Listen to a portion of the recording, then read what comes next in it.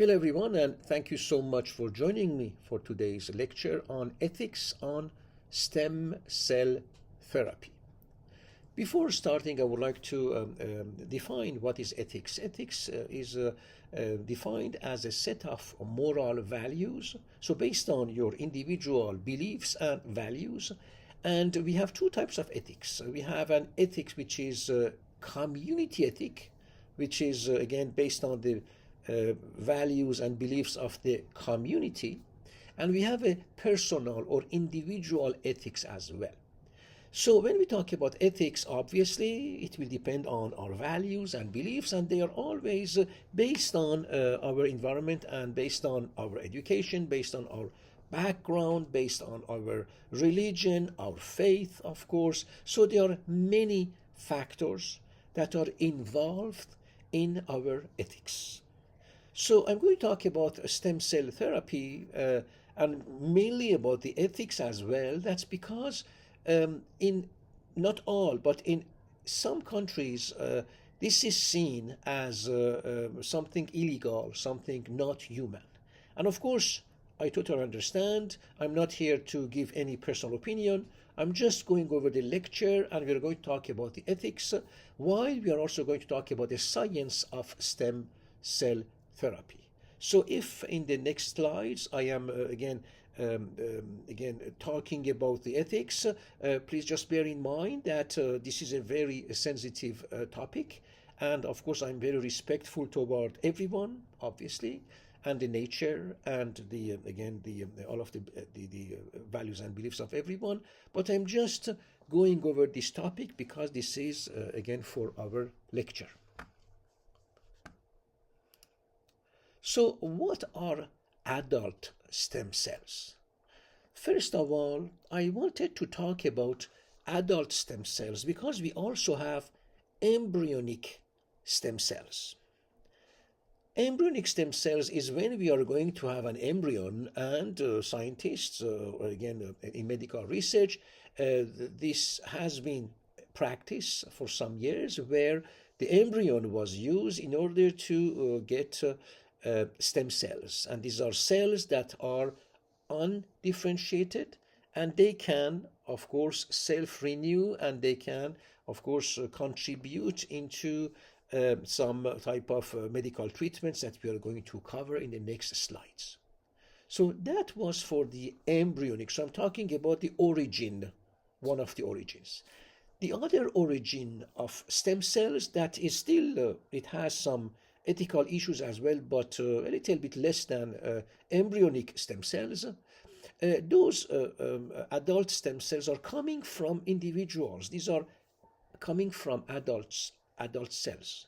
And when we go over some manipulations of those cells, we can make them adult stem cells.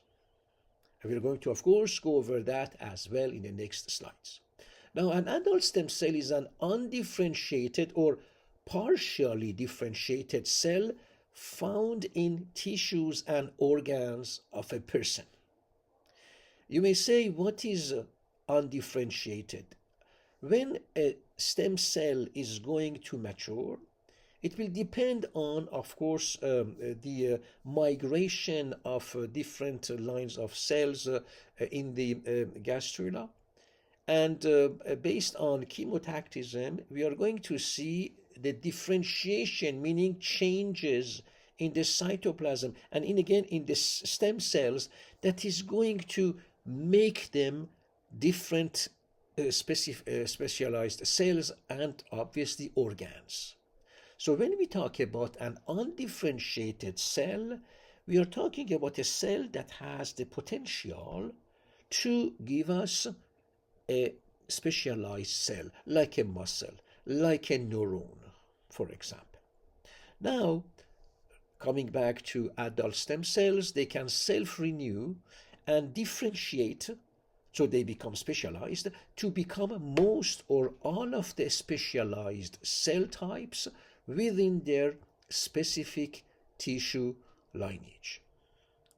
Now, adult stem cells, they maintain the cell population, they help us heal, and they also play a role in aging. Now let's talk about the National Institute of Health definition of human embryonic stem cells. So HESC is the abbreviation for human embryonic stem cells that are pluripotent cells, and we are going to go over what is pluripotent, that are derived from early stage human embryos up to and including the blastocyst stage, that are capable of dividing without differentiating for a prolonged period in culture, and are known to develop into cells and tissues of the three primary germ layers. So here we talk about human embryonic stem cells, not adult stem cells. Now let's go over the origin of stem cells. So if you're talking about the embryonic stem cells, we can look into this picture here. On the left you have the zygote, we call that a totipotent, and then that zygote is going now to undergo cell divisions, multiplication, and then we are going to have what we call a blastocyst. So we can get pluripotent stem cells from the blastocyst. We can also get embryonic stem cells from the epiblast as well. And of course, the embryonic germ or EG cells that are also pluripotent can also be collected from late embryo or early fetus. Now we understand very well why we do have in several countries, not all, the ethical, I would say, concern related to the extraction of the stem cells from the blastocyst, epiblast, or of course late embryo or early fetus.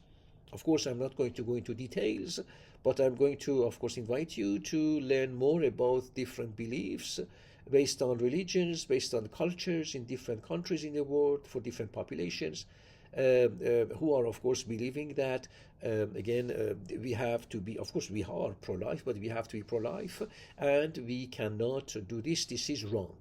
And again, I would like to tell you that in ethics, this is right or wrong. So for many countries, this practice is wrong.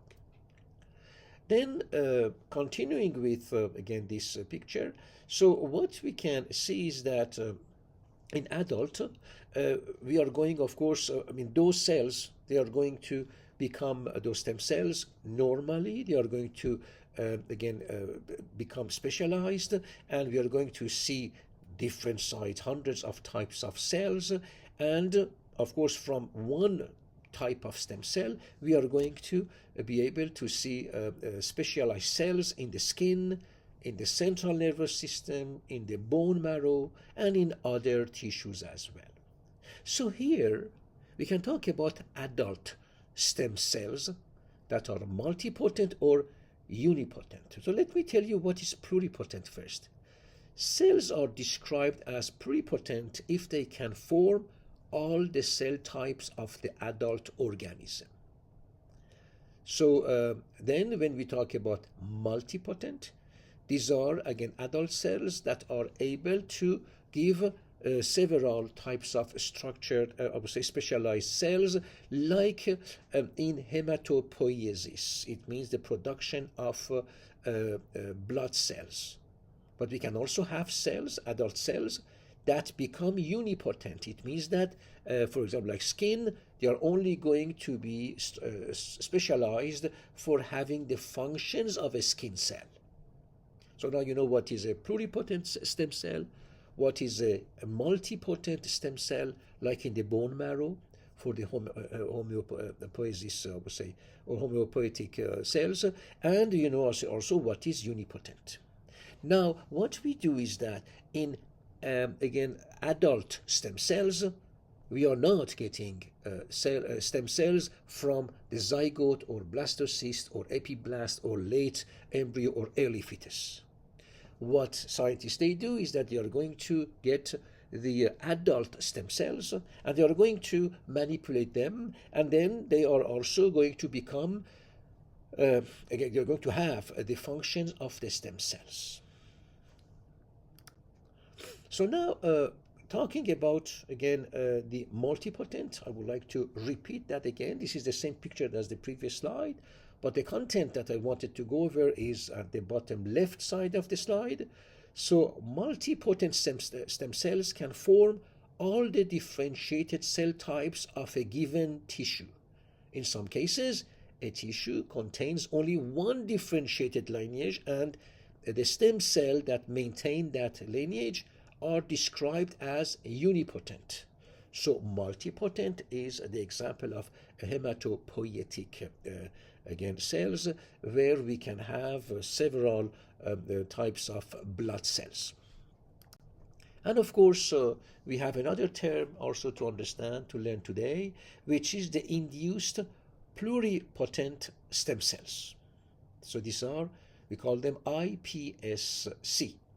Now, iPSCs are cells that can be reprogrammed from adult cells. So I repeat again, they are not coming from the embryo, they are coming from adult cells to become any type of human cells.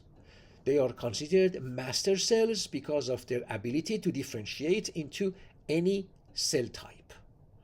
So, as I already mentioned, we have, again, ethical concerns related to the use of stem cells from embryos. But now we also, of course, we may also have some concerns related to the adult stem cells.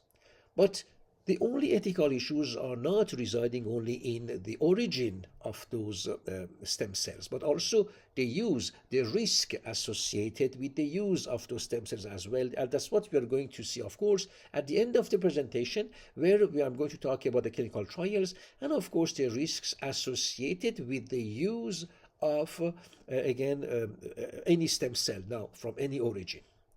And again, they are also ethical issues. As you know, when we are also doing clinical trials, or when we are planning to use stem cell therapy in humans, obviously, we have to go over the ethics, of course, and ethical approvals as well.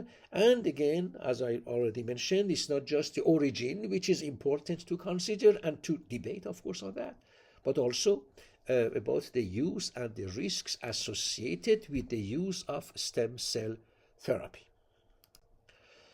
So how regeneration works? So adult stem cells normally remain quiescent, so they don't divide for a relatively long period of time until they are activated by signals to maintain tissues. Now, when activated, they divide through a process called asymmetric cell division. Now, through this process, they are able to maintain their populations and differentiate into the desired cell types by the creation of a progenitor cell. For example, our adipocytes, we have, pre-adipocyte cells as well. And it's not just in the adipocytes, we have several cells we have where, or I would say tissues, where we have progenitor cells as well. Now, a progenitor cell, in contrast to stem cells, is already far more specific. They are pushed to differentiate into their target cell. But what is interesting is that when we are having a stem cell, based on the previous, research, we know that when, again, a stem cell finds itself in the environment where you have other differentiated cells, that stem cell also tend to become or to differentiate like the neighboring cells as well. However, again, it has some risks because we may now have the risk of having a tumor, or we may have a risk of having some, immunological issues as well that we are going to see in the next slides. Now, locations of adult stem cells. So adult stem cells and progenitor cells reside throughout your body. We are not talking about embryonic stem cells. Here we are talking about adult stem cells. So these stem cells reside in a specific area of each tissue called the stem cell niche. So this niche is a particular microenvironment that fosters the growth of resident stem cells. Now, mutations in cells, signals they receive, and changes in the microenvironment can activate a stem cell. Of course, we also have some hormones like growth hormone that is also contributing into the maintenance of the volume or the volume, of course, of our cells as well. That also has, it's believed that it also has some functions on the activation of the stem cells as well. Now, what are the types of adult stem cells? I already talked about the hematopoietic stem cells. So these are cells in, again, the bone marrow, and from there we are going to have several types of blood cells. So here we can talk about blood and immune system cells that are, of course, in the blood, and among those we also have our immune system, like lymphocytes T and Bs or natural killers, for example, that are also coming from the differentiation of cells in the bone marrow. We can also talk about mesenchymal or mesenchymal stem cells, like the bone, cartilage, fat. I talk about adipocytes, fat cells, muscle, tendon, and ligament. We can also have neural stem cells. These are neurons and glial cells. Obviously, when we are having a type of, again, neuronal degeneration, we have glial cells and we have astrocytes that are, of course, going to increase their numbers, and they are going to make some type of relays, and they are going to maintain, to some extent, the function of the area of the brain that has been damaged or where we have a loss of neurons. And we have epithelial stem cells like skins and the linings. Now let's focus on human stem cell. Okay, there's a debate here. So derivation of pluripotent human stem cells or HSC lines from oocytes and embryos is fraught with disputes regarding the onset of human personhood and human reproduction. So several other methods of deriving stem cells raise fewer ethical concerns. The reprogramming of somatic cells to induce pluripotent stem cells or iPS cells avoids the ethical problems specific to embryonic stem cells. So this is how I started my introduction for today's lecture, when I was talking about, again, the origin of the ethical issue that we have, and then I went over the origin of the stem cells. Then I talked about the again, what has been done again in decades ago, where scientists they will again extracting stem cells from embryos, and of course it caused again ethical issues, of course, and concerns.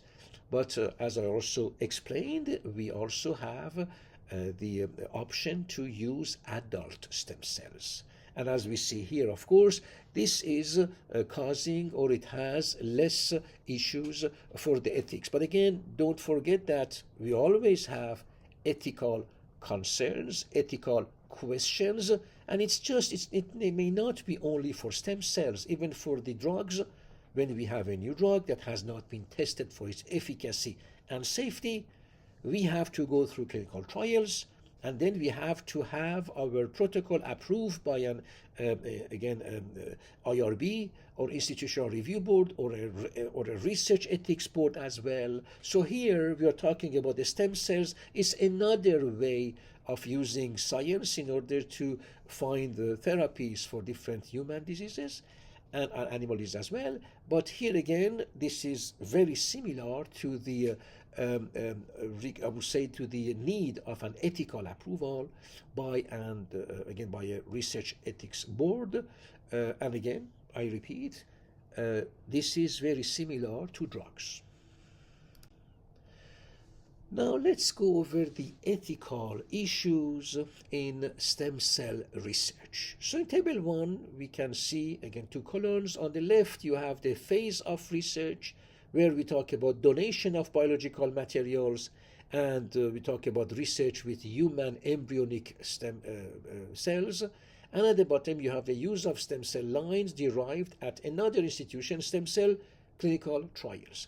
What happened is that in the past, even now, we have several countries that are, again, where the use of stem cell therapy is, again, it's prohibited. I mean, we don't do that. It's illegal even.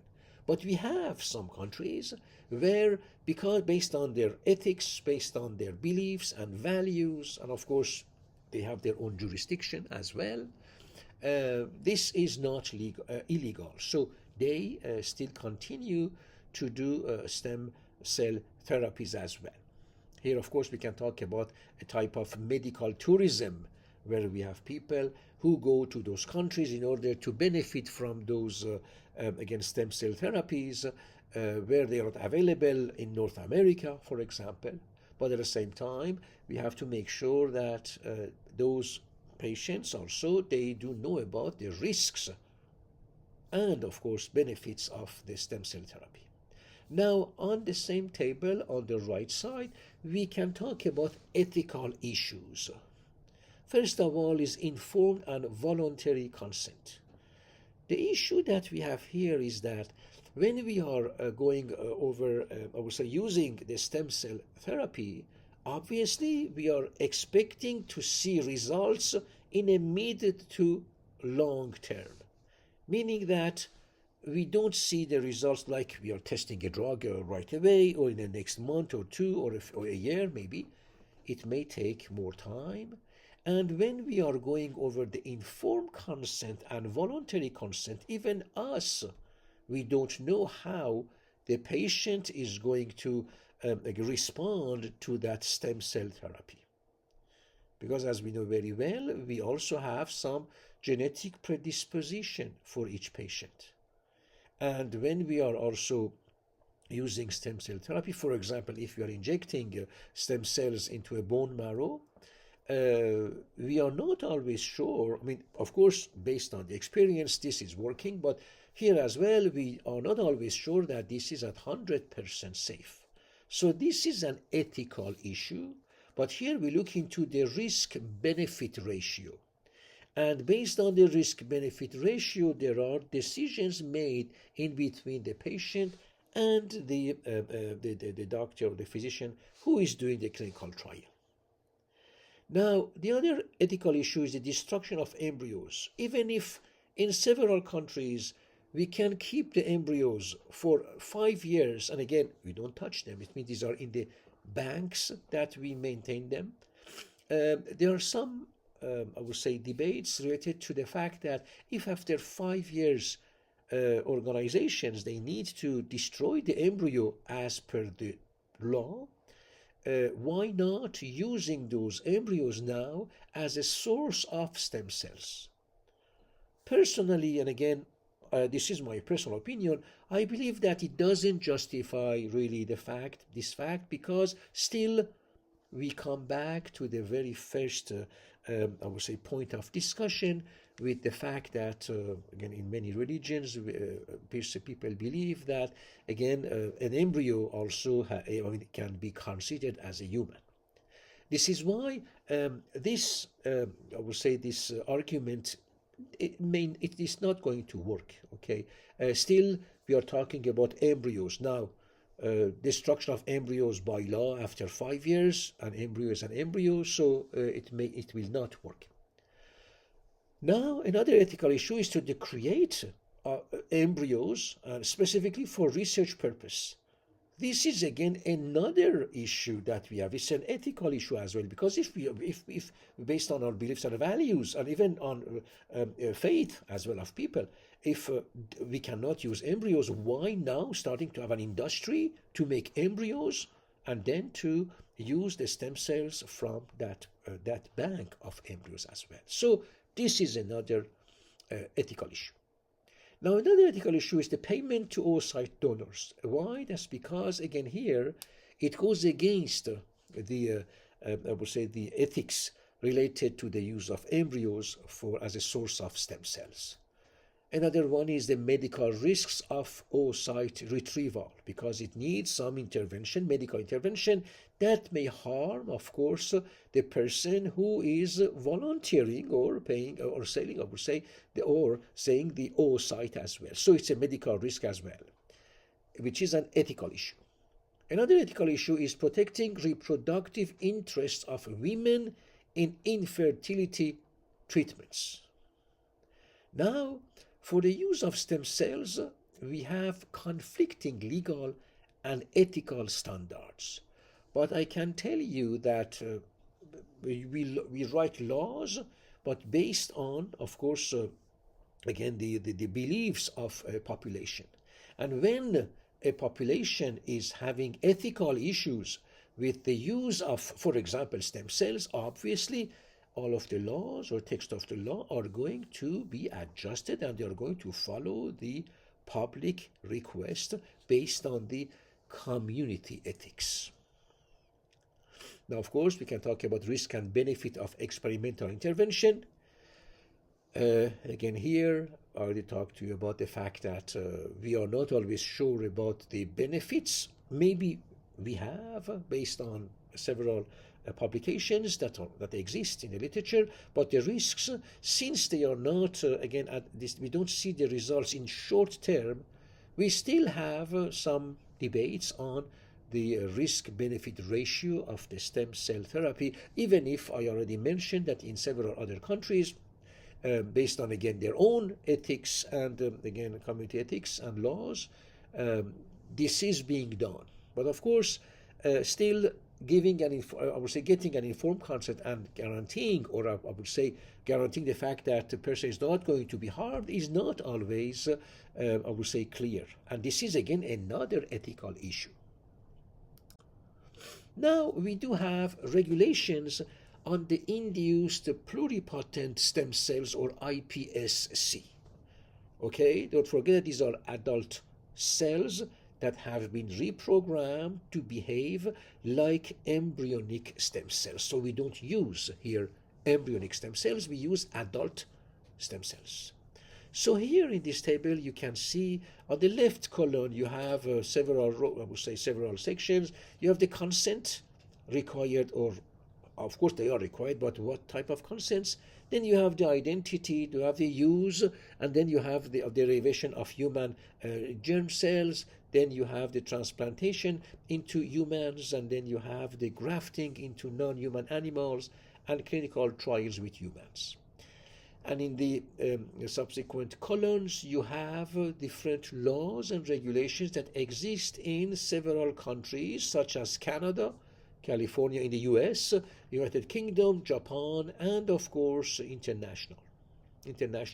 These are, again, not laws, these are guidelines. So in Canada, for example, for the consent, it requires free and informed consent, provided voluntarily and with full disclosure of all information relevant to the consent. In California, it requires specific and informed consent. In UK, for example, requires free and informed consent. As we see everywhere, we want that. Although standard consent allows for unrestricted use in research. So it's not clear if informed consent requirements can be waived when donors are unable to give consent. This is another topic of discussion because we have to be ethical. And for this, we need to know more about the risks and benefits. We need to know more about the population, of course, before starting to do this type of research. And of course, in Japan, it requires free and informed consent, but as you see, it's not as elaborated as in UK. Again, this is the Japanese jurisdiction. They have their own laws and regulations that are respected. But internationally, we can say that the consent is voluntary, and then it's contemporaneous and informed consent required, it with a few exceptions for stored tissue samples. Then for the identity in Canada, Canada requires anonymity for non-autologous lines. Again, I go repeat for Canada again, a derivation of human germ cells. It's permitted, subject to regulations, but cannot create an embryo for research purposes. Will trigger application of HRA. This is an application by Health Canada. Then transplantation into humans in Canada requires again an SCOC approval. This is a society for stem cell research. Then we have for the grafting into non-human animals, again it needs an approval from the same society. And for the clinical trials with humans in Canada, we require overwhelming evidence from preclinical models for safety and efficacy. So as you see, even if we may have less concerns using the induced pluripotent stem cells from adults, we still have risks. And I just went over again the emerging themes in regulations of iPSC's research in Canada. Of course, you can always read the remaining of the content, but what we can understand from just with Canada, which is the case for everyone, all of the countries, is that still this is a therapy, okay? The issue or ethical issue is not only the origin, which is already, we have to have debates on that, but it's also the risks. And here, when we talk about the risks, we are referring to the informed consent. We are referring to the identity, for example. We are referring to clinical trials with humans. And here we are looking into, again, giving overwhelming evidence of preclinical models for safety. That's because when we are, again, doing the stem cell therapy, we must be sure that we are not harming our patients. And if we are harming, if we see any harm, for example, if you're giving a drug, we can stop the drug. But when we are having a stem cell therapy, the therapy, you cannot remove, again, those stem cells that are already in the bone marrow, for example. Okay, so these are, again, different regulations of iPSC research, and I also talked about the ethics. Now, coming back to clinical use of stem cells, as I already mentioned, and I'm going to repeat again, we can of course have hematopoietic stem cell transplantation. We can have, for these are bone marrow or peripheral or cord blood. We can have ex vivo expansion of human epidermal and corneal stem cells. We can have ex vivo manipulation, so this is a gene transfer of autologous human stem cells. We can have stem cell transplantation to foster tissue repairs like central nervous system, spinal cord, cardiac, other, like diabetes, for example.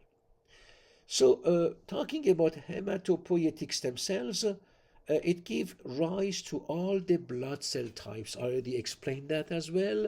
So in the blood, we have two types of blood cells. These are myeloids and lymphoids.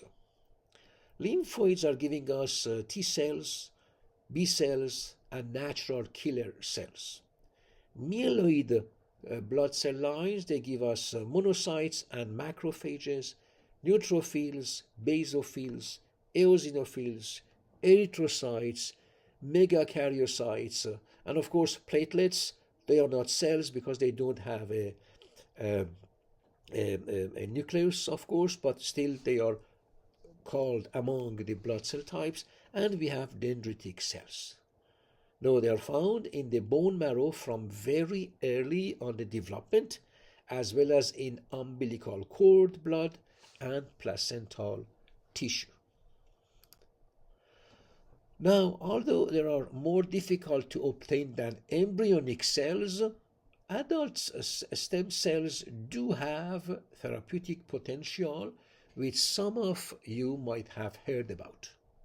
So a well-established adult stem cell therapy is a bone marrow transplant. Now it has been again practiced for about 40 years as a treatment for disease of blood, bone marrow, and certain types of cancer like leukemia. Now, first, a donor's tissue type is matched with the patient's tissue type to make sure the patient won't reject the transplant. That's what you can see. Next, bone marrow containing hematopoietic or blood forming stem cells is taken from the donor's pelvis. Then, right before the transplant, the recipient patient receives chemotherapy to destroy all of their malignant blood cells. So finally, the donor's stem cells are filtered out and given in a transfusion to the patient, and the cells will find their way to the bone marrow and eventually repopulate the patient's blood system. Sometimes, instead of receiving stem cells from a donor, the patient can receive their own stem cells. So umbilical cord, the tissue connecting baby to mother before birth, is a rich source of hematopoietic stem cells, as you can see on this figure. Now, the umbilical cord is usually thrown away after a baby is born, but some people choose to bank the umbilical cord blood cells in case the child needs to use those stem cells later on. The cost, I believe, now is about $15,000 to $20,000 in Canada. But it's interesting to know that we can do this as well. Now, hematopoietic stem cells from umbilical cord do not have the same immune rejection issues as hematopoietic stem cells for bone marrow, which makes them ideal for therapies. And that's why some parents, they pay about $15,000 to $20,000 in order to keep this type of guarantee for their children. Now, let's go over the clinical trials. So, clinical trials are conducted in phases, and again, the trials at each phase have a different purpose and help scientists to answer different questions. Now, we have phase 1 trial where we are going to have between 20 to 80 patients. We are going to look into, again, testing an experimental drug or treatment in a small group of people for the first time to evaluate its safety and, of course, to determine a safe dosage range and identify adverse drug reactions or side effects.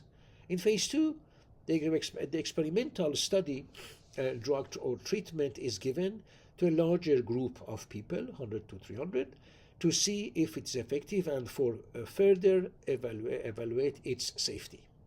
Then we have phase 3 trials. The experimental study is usually having groups of people of 1,000 to 3,000 people to confirm its effectiveness, monitor side effects or adverse drug reactions, compare it to commonly used treatments, and collect information that will allow the experimental drug or treatment to be used safely. And of course, we have phase 4 studies. This is post-marketing. Once the drug is on the market, this is for getting more information, including the drug's risks and benefits and optimal use. Now, you understand very well that when we are talking about the stem cell therapy, phase 1 clinical trials, of course, we cannot use that in healthy, patients. We need to have patients with some disease conditions. And when we are going to give those, therapies, still, we don't know about the potential risks, and we may not even pass to phase 2 trial because it takes time before we can learn about the potential risk of the stem cell therapy. That's why those clinical trials are long, and of course that's because there are risks associated with those type of therapies. And again, this is why we talk about ethics boards as well, and this is why we talk about ethical issues or concerns. And again, as I already mentioned, for all of the clinical trials, we need to have a protocol. We have to follow the good clinical practice, ICH-GCP. E6, and obviously we need to have the protocol, the study protocol approved by a research ethics board, and it, of course, the study must be supervised and must be done by a physician, so that we are going to make sure that not only we are having again appropriate or correct data, but also mainly taking care of the well-being of our patients. Now let's talk about the risk versus benefit of participating in clinical trial. And of course here I'm not talking about the drugs, I'm talking about the clinical trials, risk versus benefit for stem cell therapy. Now what are the risks? The patient may stop taking other treatments before the trial. Obviously, if a patient needs, for example, to take some drugs and we don't know what would be the effect of the drug on the physiology of the person, on the hormonal balance of the person, and how it would affect the stem cell therapy. That's one risk. Then there may be unpleasant, serious, or even life-threatening side effects of experimental treatment. Here we talk about the stem cells. And then the experimental treatment may not be effective for the participant or given a placebo. Here, of course, we don't talk about placebo, but we are talking here about the fact that, again, it may, not be effective. Now, the protocol may require more of their time and attention than would a non-protocol treatment, including trips to study sites, more treatments, hospital stays, etc. But mainly the fact that it takes time for, again, stem cell therapies to, again, show us, or at least we can evaluate the effects, especially its safety and efficacy. But the benefits, of course, is that, again, the studies that it play an active role in their own healthcare. This is what patients they can do. Patients they can also gain access to new research treatments. They can obtain expert medical care. They can help others by contributing to the medical research. And patients may get better as a result of the experimental treatment. And patients who receive the placebo, here it doesn't apply, but I'm going to read that, are usually but not always given access to treatments once the trial ends. So here again, for the stem cells, I already mentioned, we need to make sure that, again, we are not really risking the health of or well-being of patients.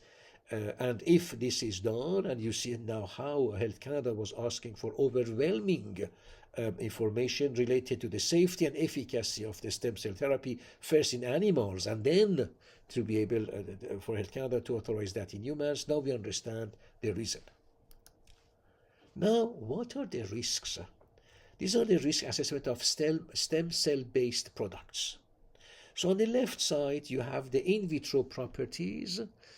So here we can talk about tumorigenicity, so the ability of the treatment to cause tumors to grow, and we also have immunogenicity. Now what happens on the left side, what we can see is that we are having a cell. It can, of course, participate into its self-renewal, and then we are going to have the cell proliferation. Now, when we are going to have the cell proliferation, I'm just going to follow the arrow going to the top, we see that there is a differentiation of the cell where, again, in vitro, we see that the cell, which is the stem cell here, is going to become specialized and it's going to be differentiated. And obviously, we can have this for other cell types. So after the proliferation, our stem cell is going to give different types of cells. But when we are in vivo, we may now inject the stem cell into the body of a patient. But first of all, those stem cells may die. So they are not effective. That's what we see on the top, I would say, section of the image on the right side of the slide. So we see cell death. We can also have that cell undergoing further maturation. So are there multiple mechanisms of action? Are there going to be some migration to distal sites? For example, you are going to inject some stem cells in the pancreas, but is it going to go to another again organ, for example? Does it also going to again act, I would say, on other, I would say, the functioning of other neighboring cells as well? The other concern that we have is not just the cell death or further maturation, it's also the tumor formulation. Are these cells going to cause, again, the formation of tumors? We may also look into another thing which is important, is that we have other cell types. What is the effect of these, again, stem cells on other cell types, and what is the effect of other cell types on the stem cells as well. So I understand that we can always go far by having all of these different hypotheses and, of course, real concerns that we have. However, again, we need to have new treatments. We need to do experimentations, of course, following the ethics always.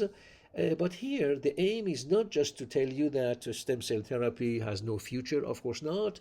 I can tell you that, again, in other countries where stem cell therapy has a different type of ethics, and it is allowed in those countries, there are many successful interventions. Obviously, we don't know everything, okay? What I'm saying is that sometimes we may have adverse drug reactions that are going to occur, or they're going to be experienced by patients later, but at the time when again a publication is made, we did not see, for example, those adverse drug reactions, but we see them later. So still we are working on this type of therapy, on the again, stem cell therapy. This is why and again, when I was talking about the ethics and the fact that this is a set of moral values, but the community ethics or individual ethics can vary in between countries, we have another phenomenon, which is the stem cell tourism. So in what is called stem cell tourism, patients travel to other countries with less restrictions to receive stem cell therapies. Now here, of course, the ethics that apply to North America, for example, do not apply in another region.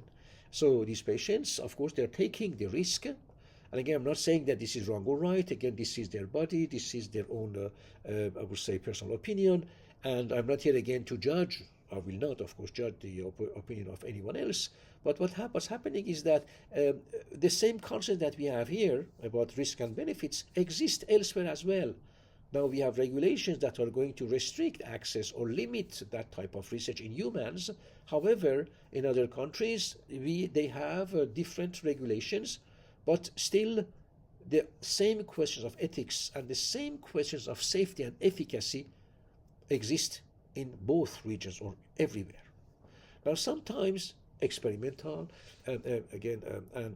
experimental interventions can be dangerous. So there are many legitimate therapies going through national regulatory processes in those countries. For example, December 2008 study of stem cell clinic websites. I mean, it was a website at that time. So there have been sites that claimed to treat a range of diseases that were going beyond the scope of the early evidence of stem cell efficacy. Again, I am not questioning that, but I am just asking you to think twice, of course, and to look into the ethics, not just the scientific, of course, I would say evidence, but first the ethics about this. And then they also played up the benefits and talked little about the risks. So as I already mentioned, the risks and benefit, the discussions, these are ethical discussions as well, they are everywhere. Now, the regulations may change. Now, here we're talking about a website that is also promoting this type of therapy. This is, again, just what happened or what existed in 2008. And, of course, they were talking about each treatment that would cost around $21,000 to $22,000 in 2008. Now, in conclusion, stem cell therapy has become a promising area of medical research and treatment in both Canada and the United States, offering potential cures and treatments for conditions like spinal cord injuries, Parkinson's disease, and heart disease. In these countries, stem cell therapies are undergoing clinical trials with regulatory bodies such as Health Canada and US Food and Drug Administration overseeing the approval, meaning that not all of the protocols are going to be approved. And I already went over a table with different restrictions in Canada and, of course, in California. That was just one state in the United States of America. Now, what are the ethics now on stem cell therapy? So, however, based on the previous slide, the use of stem cells, especially embryonic stem cells, raises significant ethical concerns. So critics argue that harvesting embryonic stem cells involves the destruction of embryos, sparking debates about the moral status of human life. In contrast, research involving adult stem cells or induced pluripotent stem cells, iPSCs, is generally seen as less ethically problematic, as these cells do not involve embryos. While stem cell therapy holds great potential, the ethical implications surrounding its use continue to spark ongoing discussions about balancing scientific advancement with respect for human life. But as I already mentioned, this is not the only ethical concern that we have. Another concern is exactly the one that we have for testing new treatments, even with drugs or with vaccines. It means that we always have a risk-benefit ratio that we have to look at. And again, we have to make sure that when we are going to test any new therapy in humans, in animals as well, but in humans, we have to test them thoroughly for their safety and for their quality. So I just want to thank you so much for joining me for today, for this class. I hope that you enjoyed today's lecture. Thank you so much.